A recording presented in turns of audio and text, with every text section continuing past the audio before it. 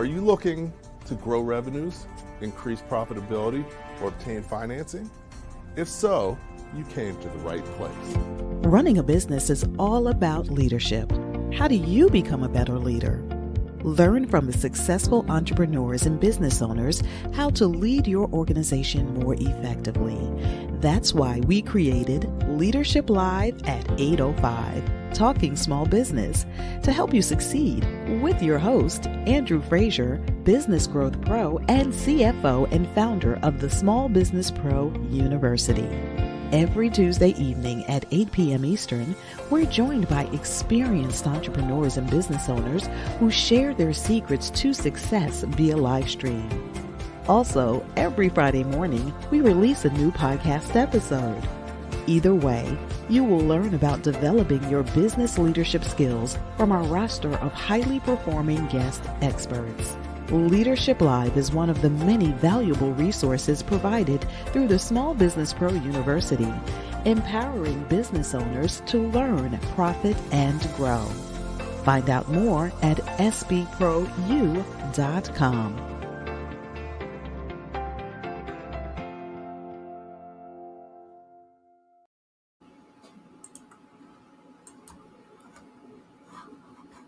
Okay. Good evening, everyone. Welcome to Leadership Live at 8:05. I'm your host, Andrew Frazier, and excited to be back with you once again on Tuesday evening. Every Tuesday, we have Leadership Live because what I found working with hundreds of entrepreneurs and business owners is really one of the keys to being successful in business is leadership, your leadership skills. The more you know, the faster you grow. So continuing to learn and develop. And that's why we do this every week for you. So first, I thank everybody always for coming out and joining us. I know it's the evening, but we try to make it, fast-paced, exciting, and valuable learning experience and opportunities. Thanks again for joining us. If you're joining us after the fact for review, that's great as well. Because each week we try and provide, a different topic, a different thought leader, expert, entrepreneur sharing new content, new ideas, new perspectives. But we're talking to people who have actually done what they're talking about, know what they're talking about, and come to us with a small business perspective. So tonight, our guest is Tye Taylor. And we're going to be talking, about some key things, especially in this environment, in terms of your human capital and resources, and really using that to your advantage and overcoming challenges that many businesses are facing. Just a quick announcement. I got some really good news. So I wanted to share my brother, Evan Frazier in Pittsburgh. He was actually joined the board of directors for Dollar Bank, which is huge. So very excited about what he's doing, and definitely continuing to see progress for many people in many areas. But let me bring Tye Taylor on.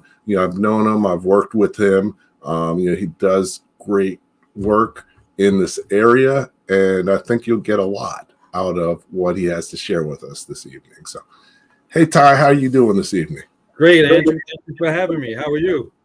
I'm excellent. It's awesome. Good that we were able to nail you down. I know how busy you are and how many great things that you're always doing, but always good to have you here. And really just want to have a conversation. You talk to a lot of business owners about a lot of things. I do as well. And, a lot of times it's about the things that you're doing as well. And look at this. Miani Lawson says the best HR professional.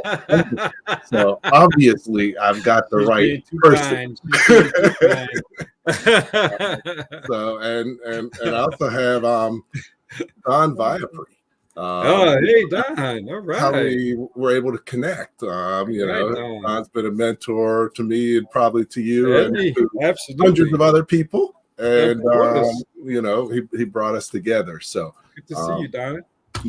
It's great to be here. You know, and during the session, I want to invite people to ask questions. Definitely post comments, but also ask questions. You got Tye here. You don't have to pay his hourly bill or his hourly rate, and you can get his. Wait, who said that? Did you say who said? No, I'm just playing. Of course, you're absolutely right. So, before we get started, we want to know who Tye Taylor is and how did you get to where you are. So, what has your journey been? And tell us a little bit about. It's been an interesting journey, actually. I've been doing this work for, I'm embarrassed to say, because it kind of ages me. So it's been about 30 years in HR. I used to say 25, but I've been saying 25 for the last 5 years. So I look back now and I realize I've been doing this work for 30 years, doing HR. And I got into HR after I graduated from Oregon State. Actually, while I was at Oregon State University, which is where I got my undergrad degree in business administration, focused on HR administration. I became interested in HR after I met someone while I was in high school who did HR work for San Francisco State University. And in our conversation, I got inspired and encouraged to go into the HR world because I always had a love for helping people. At least that's what I thought HR was at first. So that is a lot of what it is, but there's so much more than just than helping people. You're actually more of a business partner than you are, just helping people. So you have to find that balance between business and the folks that work at the organization. So I found that intriguing and decided to go into HR. I took my first job as an HR specialist working with an engineering firm in Denver, Colorado. And then we left there and went to ESPN in Bristol, Connecticut. And, because I have a love for sports, that was like the most awesome job to have. But after several years working there, I got hired on by Viacom and went to work for them as an HR manager. And then went back to ESPN because they made me an offer that I couldn't refuse. In New York City. So I came back from Connecticut to New York at Viacom, then stayed in New York, went to ESPN, and then got pulled into Cablevision by the person I worked for at Viacom, who brought me on as the director of HR. And so I worked with Viacom for Cablevision as the director of HR for about 13 years. Left there in 2013. Went into business for myself, but I started doing talent management, where I was managing talent while maintaining some contracts as an HR professional, HR consultant. But I went into the business of music and entertainment because that was the industry that I had been working in, and led some talent. And, signed a couple of good deals and led some talent to some good radio play. And then later on decided I just want to stay in HR and do some more HR work. But I wanted to expand and got into training and development and went back to school, got my master's in adult education and training and finished that in about 2017. But prior to that, I went back and got an MBA. Rutgers and thought that that would be good enough, but being who I am, I never felt like I had enough to really do what I needed to make an impact for myself or for any organization that I would work for. So I'm always and constantly trying to re-educate myself on what's happening in the world. So that's why you see that I have lots of educational goals and aspirations, and I continue to teach myself and to seek out more knowledge and experience so that I can be the best HR partner that I can be for all my clients. So that's how I got into it, and here I am today.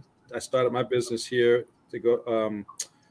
I started Great Minds in February of 2018, and I've been going strong ever since. Okay, excellent. So, you've done a lot of things. The world has changed since you started. Yes, for sure, and it constantly change. It's constantly changing. Right. So I'm sure, HR has changed a lot since you started, and then it may have changed even more since COVID, Yes, even more than absolutely. over all those other years. So Yeah. first, talk a little bit about, how human resources has changed, because I think, the value is much higher now. I don't know if you Tremendously. heard this, but Oh yeah. back in the I day, live it. you know, HR, was not as highly thought of The as HR was the party it is planner. now. We So, planned all the parties and kept all the files and made sure everybody who needed to be employees were employees, and that was it. Right. mhm. But now, as you understand the HR cycle, we go from recruiting to get folks on board to training and developing individuals, performance management, managing their performance, and succession planning, and it goes on. So we are actively involved. I call myself a business partner. I act whenever I work with my clients. I act as a business partner with the HR focus, right? So that means, how do we keep our employees excited and engaged in the work that they do?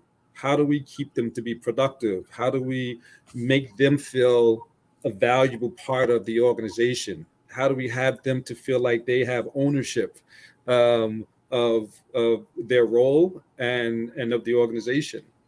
And that's the challenge, because many companies are strapped financially, and so that's when you have to get creative, and that's where HR comes into play. You got to get creative, create some non-monetary awards or rewards and benefits for folks so that you can keep them excited. But that's the challenge of HR, is being able to manage in an environment where it can be chaotic. It could be there's a lot going on the day-to-day basis, depending on the size of your organization, depending on your industry. So it's changed, tremendously from going from being the file holders to being the business partner who gets to have a say in how many, what our workforce is going to look like, how many people we need to come to work, how many people it's going to take to be productive, how many people it's going to take for us to make a profit. What do they need to be doing to make a profit? What do they need to do to justify the compensation that we're going to offer them? These are things that you have to think about when you're an HR professional. It goes beyond just the old typical file keeper and party Right, planner. right. So, one of the key things is you've worked for large businesses and small businesses. Yes. And tell me a little bit of the differences between the key challenges from an HR perspective between large businesses and small businesses. Money. Money. Budgets. Large organizations can do a lot more because they have a lot more money. The difference is, getting the authorization to do that. There's a lot of red tape in big business, and you can have these great ideas, but everybody wants to have a hand in or a say in what changes are going to occur. I like the smaller businesses because it's me as the HR professional and the owner, or the top business person within that small organization who's making the decision and making it happen right away. You don't have to wait for somebody else to approve it, or somebody else to make the idea theirs, and not credit the HR department for it. So but the biggest difference is budget, right? Money, being able to fund the function and to fund all it is you're expecting of your employees, being able to provide them with the proper tools to do their jobs, and being able to respond and react to the things that come down the pike as it relates to performance, as it relates to retention and keeping them on board. I think that's what a lot of smaller companies are faced with today, is retention, because you got bigger companies who can offer larger salaries, for people to leave, and folks will abandon those small companies and go right to a bigger company because they can make more money. But I got to tell you, having worked on both sides, the grass isn't always greener. Those big companies aren't always the best place to go. Yes, you're making money, but are you happy? Are you excited about being there? Do you feel the autonomy, or do you feel the sense of ownership that you felt when you worked for a smaller company?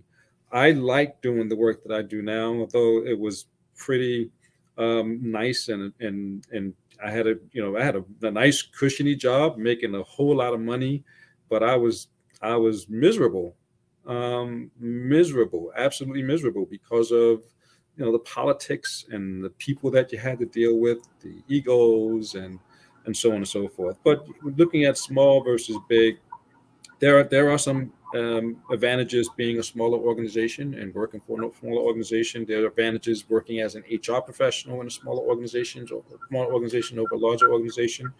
But there is a tremendous difference. And I think when you are the HR professional, or you are the business person working for those organizations, you have to keep that in mind and be able to strategize accordingly in order to be effective. Okay.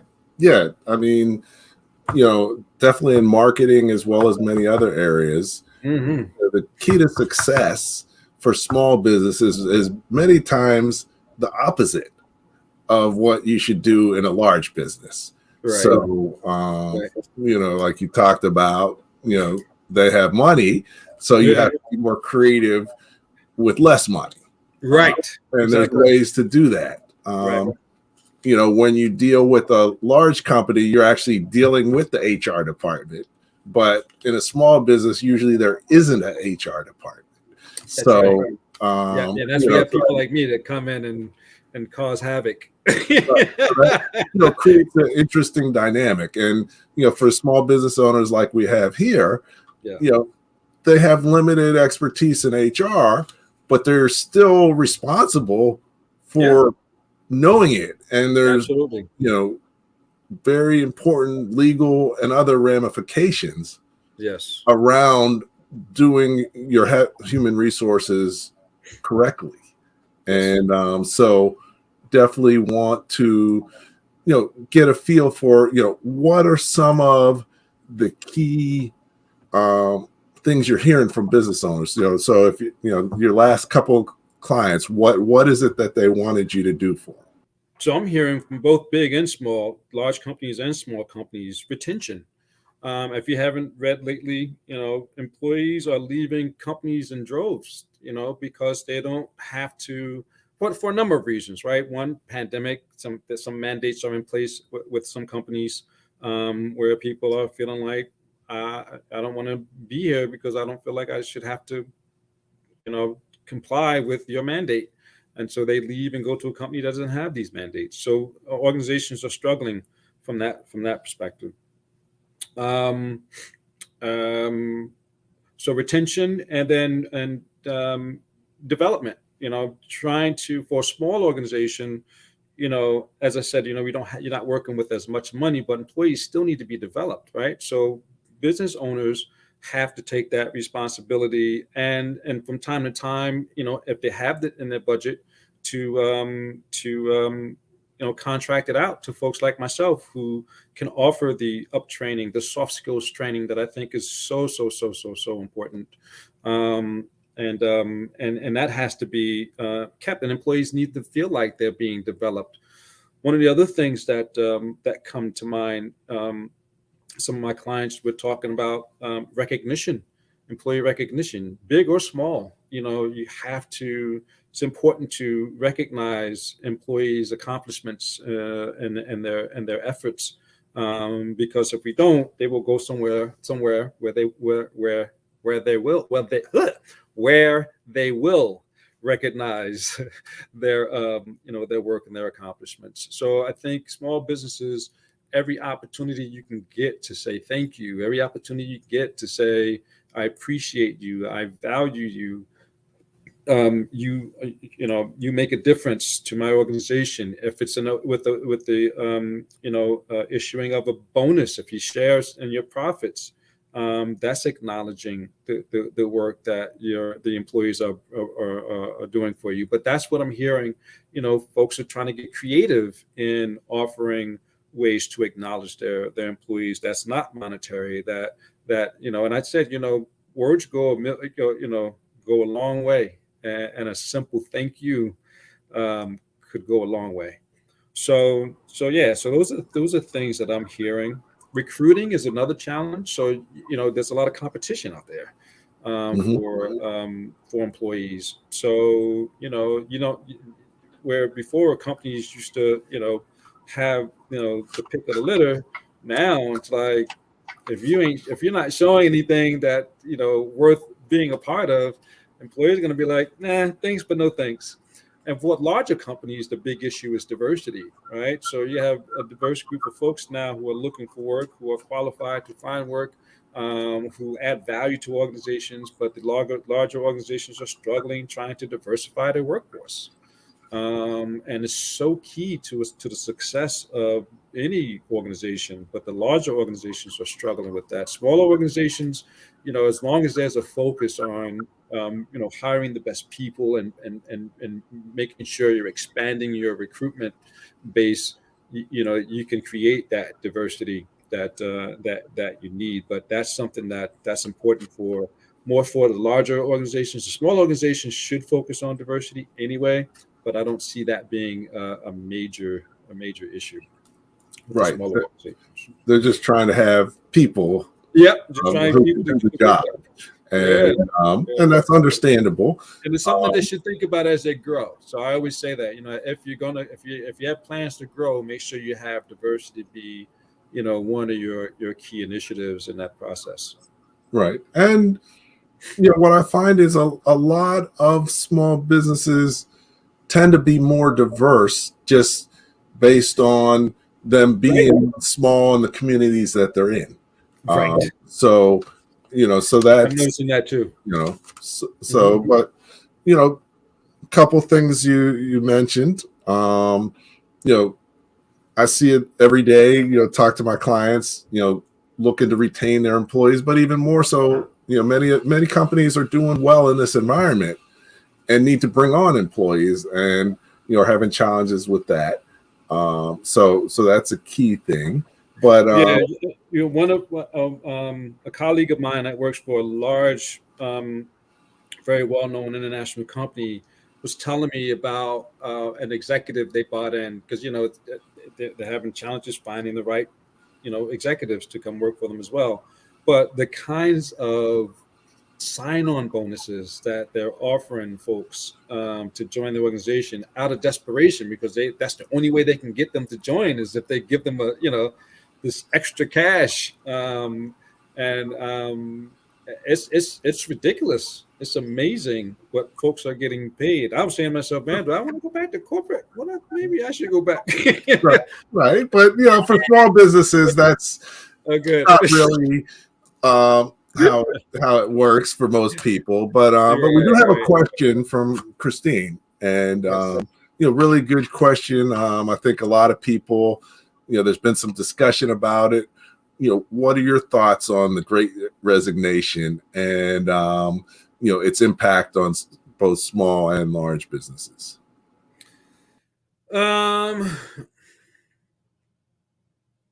Do I think it will continue for absolutely? I think as time goes, and as companies see more opportunities to earn and make money, you're always going to have, this challenge, especially in a remote environment. More organizations are now able to function remotely, so people can move and work anywhere in the country from their home. So if you got folks that if they're not happy working where they're working and they can work remotely, you're going to see a whole lot of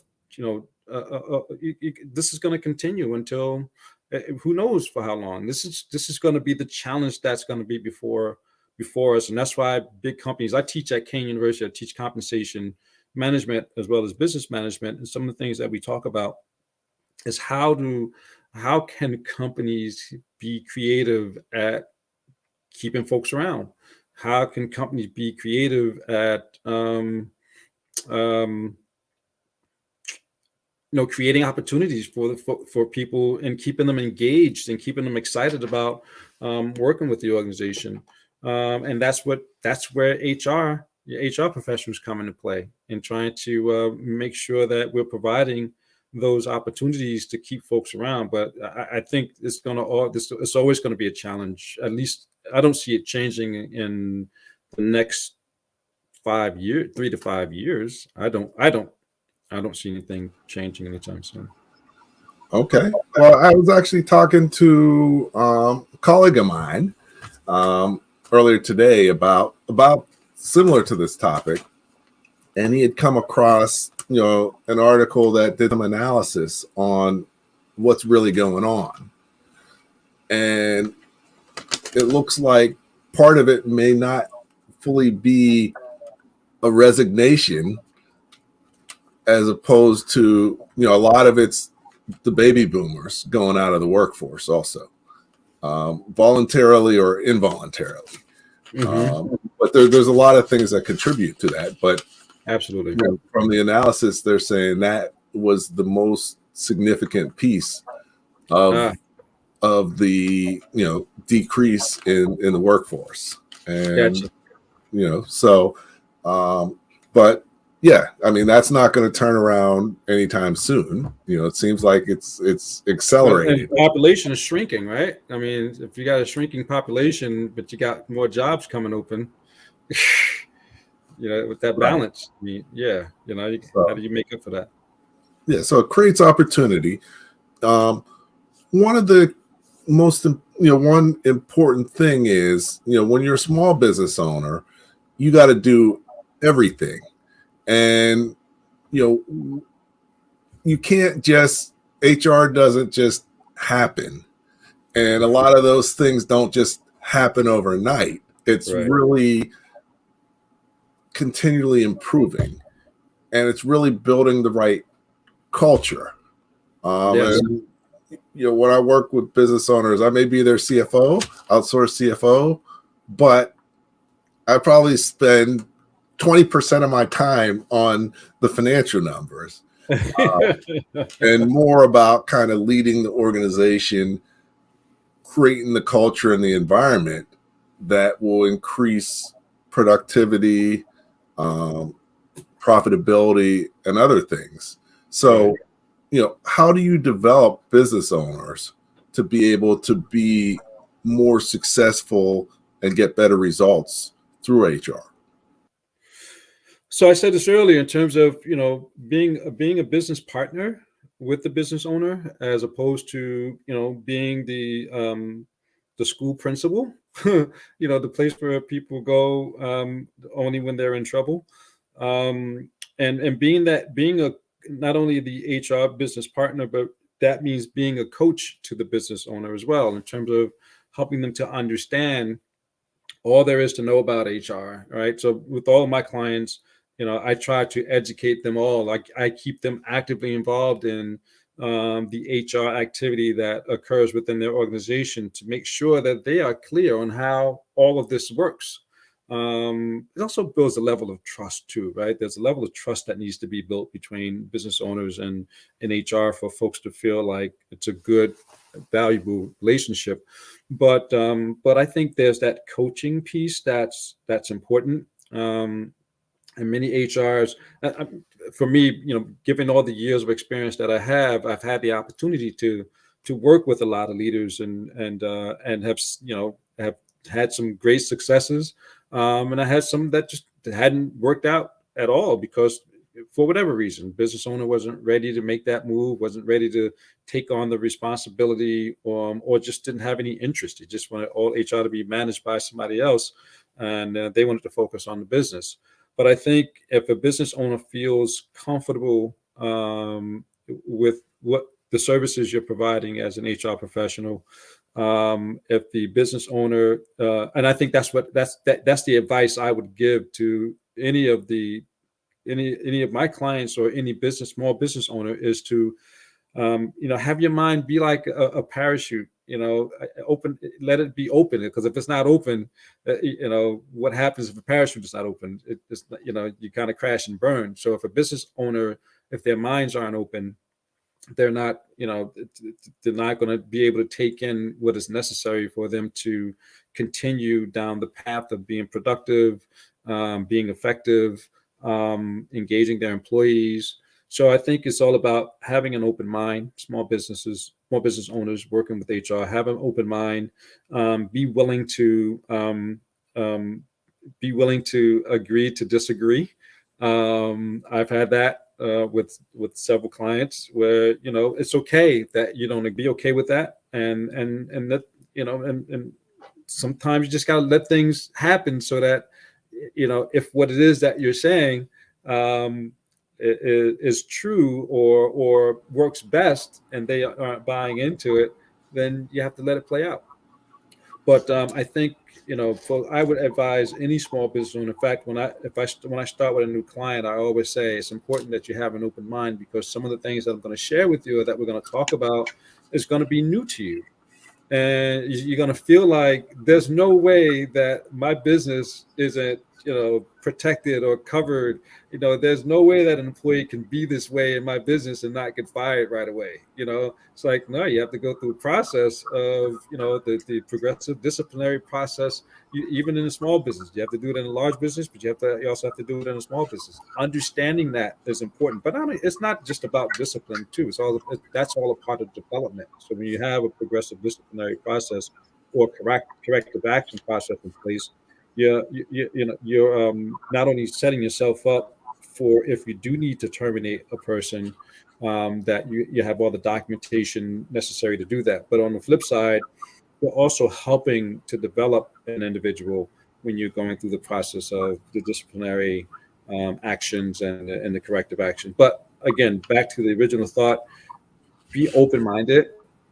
Business owners need to be open-minded, need to be willing to hear things that they wouldn't necessarily like to hear, or and again, I think that comes with trust over time. When you're going through the actions of the HR activities and things start to happen, and you can start to see some of those things that you're recommending happen and work for you, then you start believing in your HR person a little more.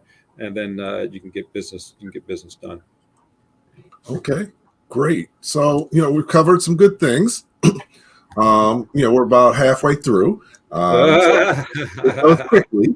We're going to take a quick break now. Okay. We do this through the Small Business Pro University. So just got a quick video about what the Small Business Pro University is. And really excited this year because I've committed to, making this year my best year ever, but also helping other people make theirs. So, I invite you to make, for all of us to make this year our best year ever. And really by working together and figuring out how we can help each other, because nobody makes it by themselves in business. Yeah. And, the big thing that we're doing is, we're going to provide valuable knowledge and resources. And we'll be rolling some of that out over the next few weeks. So very excited about what we're going to be doing. But, first, just to get a feel for what the Small Business Pro University is. And then we'll be right back with Tye Taylor, talk a little bit more about small business. Do you own your business, or does it own you? Is your business growing, and are you making enough money? As a business owner, there are so many things you need to know to become more successful. Hello. My name is Andrew Frazier, the Business Growth Pro and CFO. I created the Small Business Pro University for you. Small Business Pro University has self-paced, dynamic, multimedia learning experiences created by more than 20 instructors who are business owners just like you. Small Business Pro University will empower you to become a masterpreneur by learning the secrets to creating a successful enterprise, to go from working in your business to working on your business. Take advantage of our strategic coaching program, or just simply choose the courses that you need at www.sbprou.com. We will empower you to thrive and not just survive, and make more money in any business environment. Welcome back to Leadership Live at 8:05. I'm Andrew Frazier here with Tye Taylor. And we're going to talk a little bit about HR challenges and opportunities in the current environment. COVID has been terrible for many businesses and even may have even put them out of business, but it's also been great for many businesses. And depending on where you are along that spectrum, there's different challenges and opportunities that you may have. So, we've talked a little bit about the opportunities of developing and hiring people. There's also some challenges and risks, and a lot of times business owners probably call you sooner because there's a problem that that they can't figure out than trying to positively impact their organization through HR. So what are some of the recent challenges or problems that people have come to you, and what was the key element that was the problem, and what was the right way to address it? My calls usually start with someone wanting to fire someone. So I'd probably say 90% of the calls I get that would start my business relationship with someone is when a small business is ready to terminate somebody because either they're not performing or they did something that was just egregious, and they want to terminate the person legally. They need advice on how to do that, and that's how it starts. And then and that's it's interesting because I was going to say it's about 90% of the clients that I work with start out that way. But that's not always the case, right? Some folks just decided that they want to implement an HR function within their organization to manage through some of the challenges that they're having with employee engagement, setting goals for the team and being able to share those goals and how to establish some measures for employee performance. Some folks will call me because they want to revamp their compensation structure, which is something that's common as well. I've come across clients that were concerned about pay inequities, and that's small business. I mean, you're talking about 25, between 10 and 25 employees. They want market data on compensation. They'll call me for stuff like that. There are, recruitment is another area that's pretty heavy out there. Folks need to identify someone. I don't do as much recruiting in my business.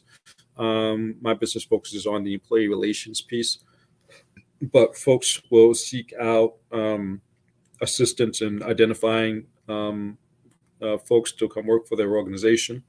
There are many aspects of HR that folks typically look for, but typically it's an employee relations issue that they really want to address and are looking for assistance in addressing. And they don't want to pay, if you seek out an employment attorney, you're talking $500 an hour versus, the little, $100 an hour we charge in the HR world. Okay.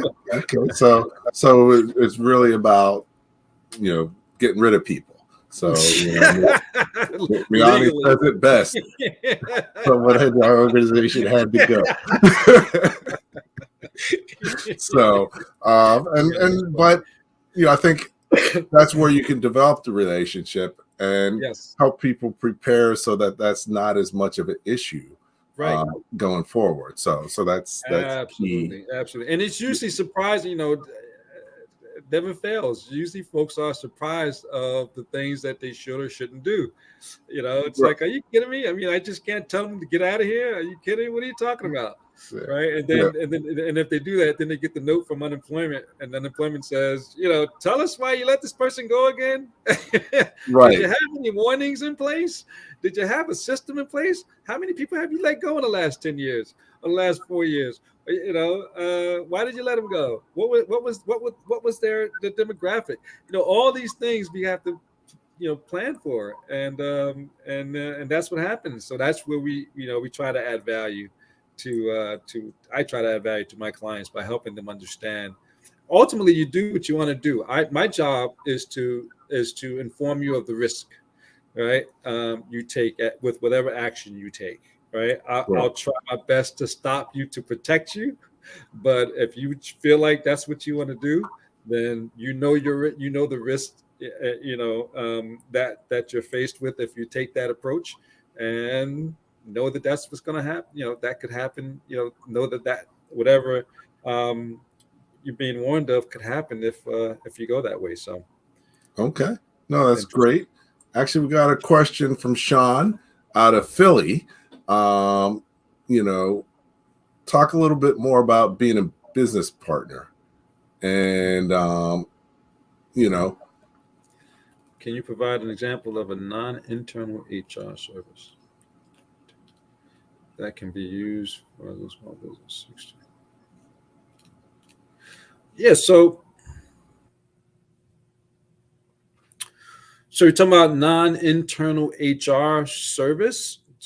So as I think about that, I'm a non-internal HR service, right? Being a consultant, and I partner with other businesses to provide the HR services that they need. But there are many other organizations that do it. Some people just like to go with companies like ADP, who offer everything from your employee database, management, employee data management and information management, to HR consulting, the whole gamut. I use ADP as my subsource for the work that I do with several of my clients, but you don't need to have an internal HR department to have an HR function, so to speak, within your organization. You can partner with folks like myself as your HR partner to manage through all of the challenges you have. But I always highly recommend also having an employment attorney available. An HR professional is not a legal professional.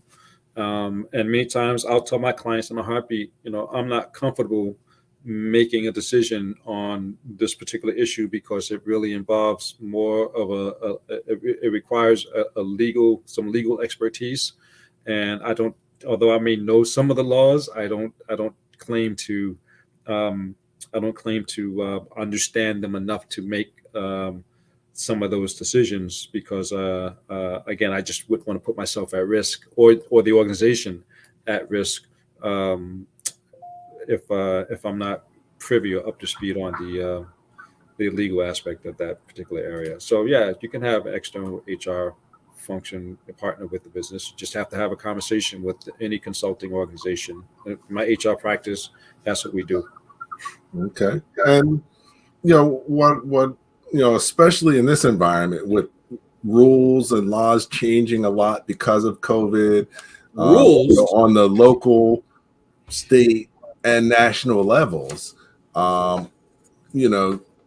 definitely,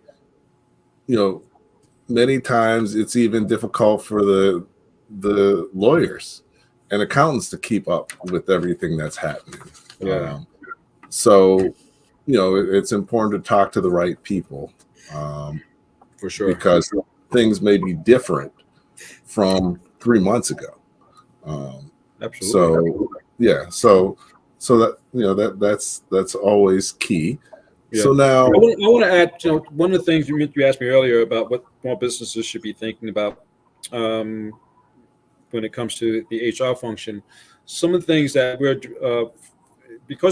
that I'm addressing now, because it's a new year, 2022, you want to take a look at all of your postings your internal employee rights posters, and make sure that they're up to date.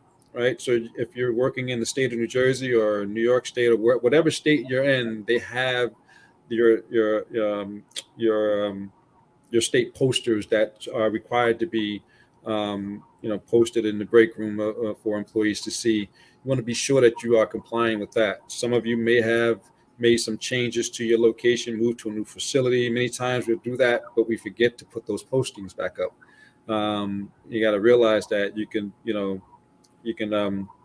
be faced with some serious fines if you get audited and you don't have those employee rights posters posted somewhere for employees to see. So you want to pay attention to that. Make sure you are you seek legal advice to understand the laws associated with New Jersey paid sick time, for instance. That's one thing that's out there right now, where all employers are responsible for or required to allow employees to take to accrue 1 hour of sick time for every 30 hours that they work. So it's important to understand that. It's important to understand the FLSA, Fair Labor Standards Act, in terms of minimum wage and pay scales and how that all works. So, it's more than just, bringing somebody on board and paying them to do whatever it is you need them to do. I think it takes so much more, and you should. It's worth the investment to look in to see what it is that they should be getting paid. How should they be getting paid? Make sure you're paying at least a minimum wage if it's one of those jobs that that should be getting paid minimum wage. There are lots of things that you got to pay attention to. And if your small business is in New York City, you have anti-harassment trainings that are required every year. So you got to be sure that you know that. I always recommend, subscribing to some HR, even if you're not in HR, some HR publication, trade publication that can keep you posted on the laws and the changes that are occurring, because they do change every single year. And if you're not up on it, you're going to get caught out there, and that could cause a problem for you. Mm-hmm.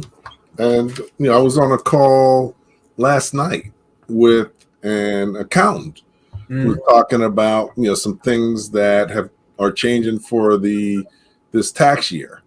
And one of the key things is in the new legislation they also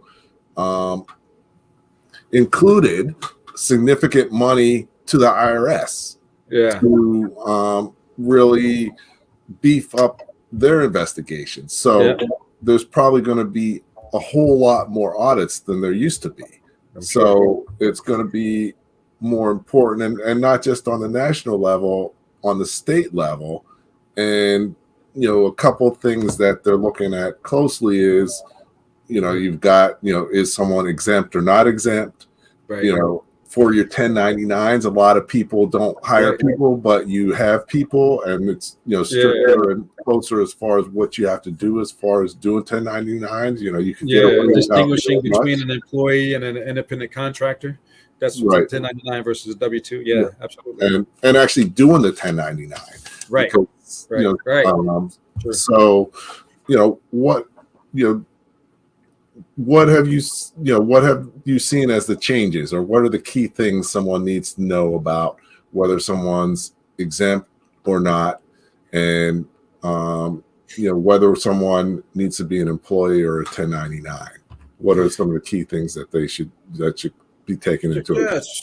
So when you talk about a W-2 versus a 1099 employee, an independent contractor, there are several rules that come into play when you are looking at the difference between an employee and an independent contractor.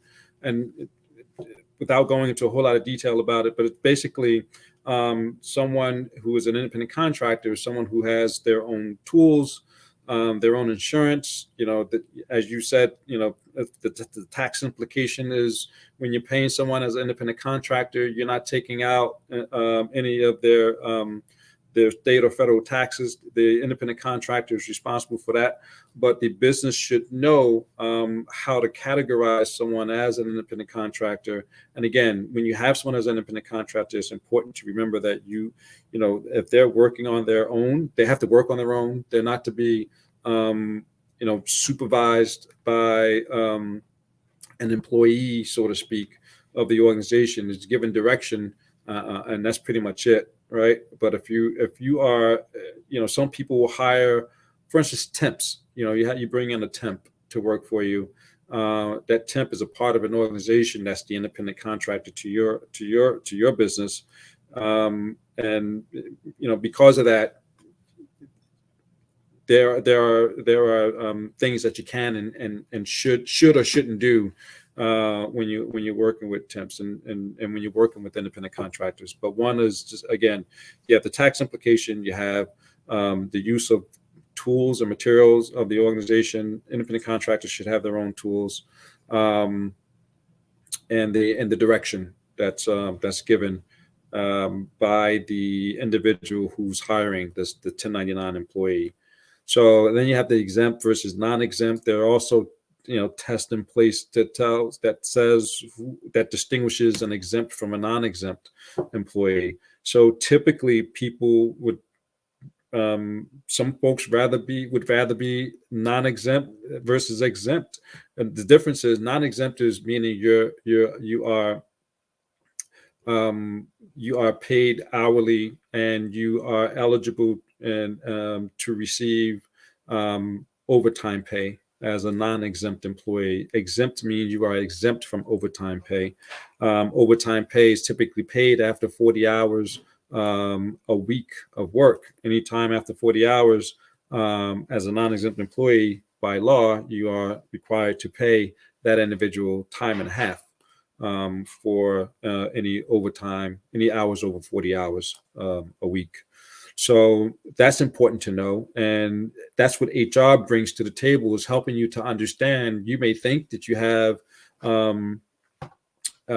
exempt, you may try to categorize someone as an exempt employee who's working 90 hours a week when they should be non-exempt and you should be paying them overtime. That's where businesses get in trouble. And I've seen that happen. I've seen businesses, they try to categorize someone as an exempt employee and pay them this, salary when they are rightfully a non-exempt employee and they should be getting paid hourly and eligible for any overtime pay. And if Department of Labor sees that that's what you're doing, then again, you're going to be faced with not only paying that person back pay for the overtime pay that you didn't pay them, but also faced with other punitive damages that you're going to have to pay out. As a result. So that's where we add value, right? That's where HR comes in and be able to say to you, you have this person categorized as an exempt employee when they really should be non-exempt. They're not supervising anybody. They're just working, hourly, but you're paying them the same rate every month, every week, and they're working 60 hours a week. That's not good. Right. So, it happens every day, but the risks are that much higher. And, at the end of the day, you're probably better off being in trouble with the IRS more so than the state, because the state really comes after you. Labor. Oh, they don't play. And so, they don't play. Just being careful about the independent contractor versus employee, being careful about exempt versus non-exempt. And we didn't even talk about the most egregious one, and that's paying people under the table. they're doing audits and other stuff because the government's spending so much money that they're going to try and get it back. And, enforcing things that they didn't enforce as much before is one of the ways that they're going to do it. So if you've been naughty, how do you become nice and do what you're supposed to do without raising red flags to make them come after you because you started doing the right thing? So what are some of the things that you recommend? Make the fix. As soon as you become aware that you've been naughty, fix it immediately. That's the best advice I can give you, right? Is when there's a if you see that's a problem, if your HR professional tells you, look, you are non-compliant, and you need to fix this, believe them. Like I said, I've been doing this for 30 years. I've seen some very interesting cases. And I love when I talk to some of my clients who have no HR experience, when they say, that's not right. That shouldn't be that way. Where was my protection? Trust me when I tell you, if I'm telling you as your HR professional that you are naughty and you need to be nice, take that advice and make the change. But it's worth it, right? And that's the value that an HR professional brings to a small business. And the good thing about HR professionals, you don't have to have, I think, to the point that was offered earlier about having, not having an internal HR group and having an external HR person. I think for small businesses, it's definitely more cost effective to have an external HR, have external HR representation. Whereas the person is whoever your HR consultant is. Hopefully, they are giving you proper advice and guiding you properly so that you can either do the work or have an assistant that you are paying, as an assistant to do assistant work in HR, such as making sure the files are properly filed and have all the documents that are necessary in that document in the file. Making sure when you're bringing on new employees that you have someone that, or yourself as the business owner, knows what is needed to onboard that person when they start with the organization.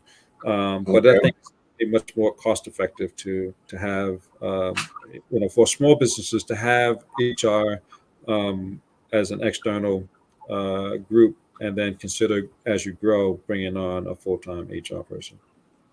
Okay. No, that's cool. We're coming up on the hour. Real quick, Already? But we do have one quick question, so maybe a real quick answer for Miani about cleaning services. Oh my goodness! So, if you're giving them their supplies, are they 1099? Okay. What if the independent contractor uses the tools of your business but charges you a lower rate? I'm thinking about the cleaning service. Okay. They don't use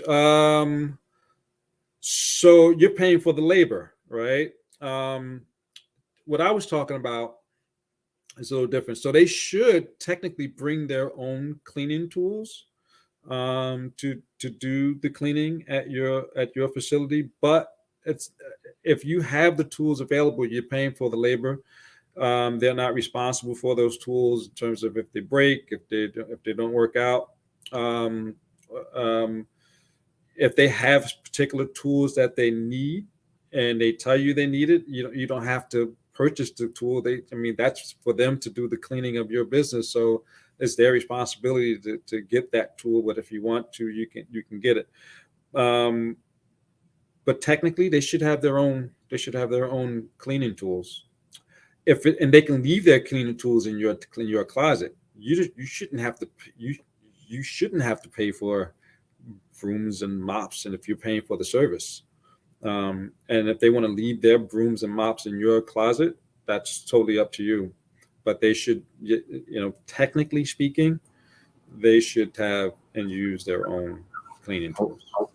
Okay, cool. So what I like to do at the end is really, we talk about so many different things, and we've got a lot of people on, is really boil it down to 3 things they should take away, that they could take away now and start to implement or start to work on tomorrow or even tonight. So I'll give you a second to think through, what are the key things. And while we're doing that, I'm just going to share a little bit about, many of you may know that I do power breakfast events for almost 10 years. And, over those years, we've had over 1,000 people attend, and, it's helped people get, millions of dollars in business and economic activity as well as financing. So if you haven't been, you should check it out. Unfortunately, as a victim of COVID, we were scheduled to have one on January 28th. So we had to push back the date to March 25th, but you'll get more info about it. But let me just show you what the Power Breakfast is, and then we'll come back and Tye will close this out with 3 key things that you can take away from what we talked about and implement immediately within what you're doing.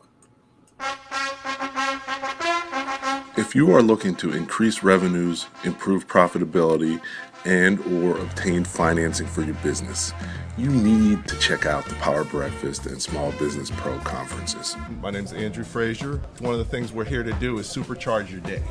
Today's Power Breakfast has really been a phenomenal experience. I think it's exactly what business owners need, some true guidance of people who are genuine and really are leading them in the true direction of business growth and expansion. The Power Breakfast is so important for the entrepreneurial community because it gives the various business people who come together an opportunity to interact and also do some business. These events, hosted by Andrew Frazier, President and COO of Small Business Like a Pro, will supercharge your day.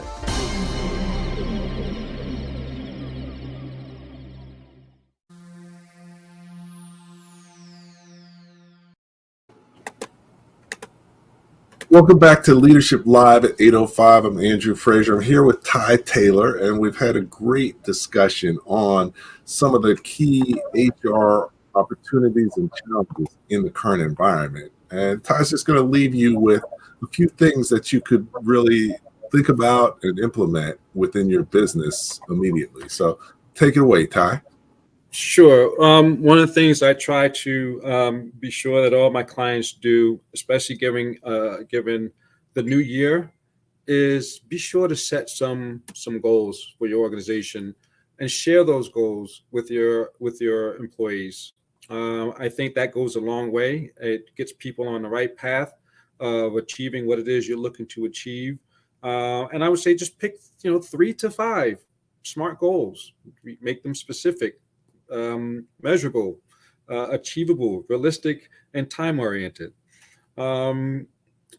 Be consistent. The second, I say be consistent with your HR practices. So if you are a small business owner and you have to be the one responsible for responding to your HR issues, employee relations issues, work on being very consistent on how you practice those, the events and activity that involve your employees. One of the things you don't want to do is be in a position of treating people differently or unfairly, and showing favoritism and those kind of things within your own organization. So be consistent. That will always save you also if you're consistent with your HR practices. And last, because of today's environment, given COVID, and given the mass exodus of folks from organizations, one of the things that you want to do is focus on retention. And the way you focus on retention is one of the things that you can do to retain your employees is to simply say thank you and acknowledge them, recognize their work, and let them know that they are valued, and that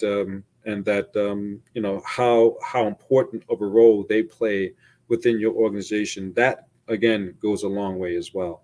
If you keep focused on those 3 things, I think you're going to be fine until you hire me to come work for you as your HR consultant.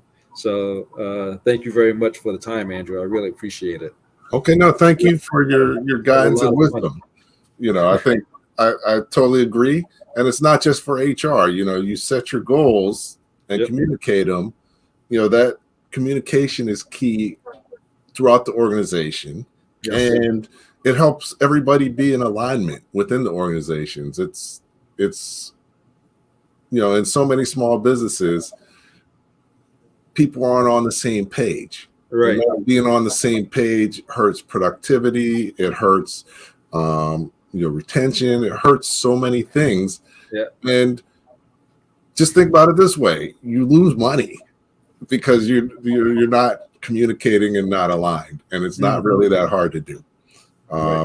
Consistency key. Also, Michael Gerber, one of my favorite books in the E-Myth, he said, your business is going to be a reflection of you.